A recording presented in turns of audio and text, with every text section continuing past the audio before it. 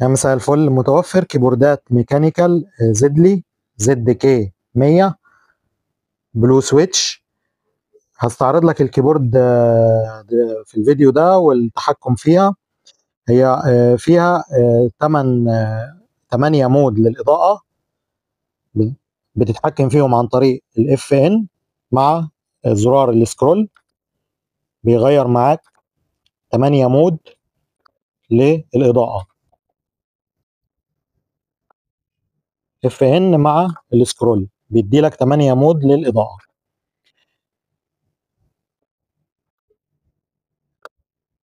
في تاني حاجة، في عندك بتتحكم في سرعة الإضاءة. في عندك 4 سرعات.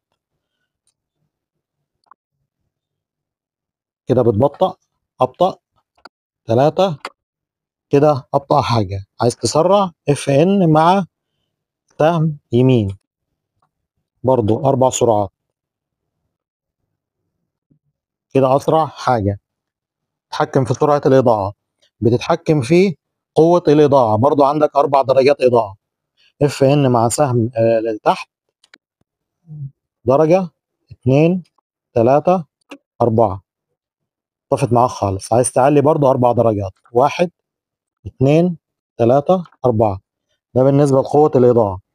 عايز تطفي الإضاءة خالص بتدوس على اف ان، والمسطرة بيطفي معاك الإضاءة خالص، وبرضه بتنور بنفس الطريقة. في برضه هنا بتقفل، لو عايز تقفل زرار الوين وزرار القايمة بتقفلهم من اف ان مع الليفت، مع زرار الويندوز الشمال ده بينور معاك اللمبة دي، وبيروح قافل معاك الويندوز وقافل معاك الزرار القايمة عشان لو دوست عليهم بالغلط.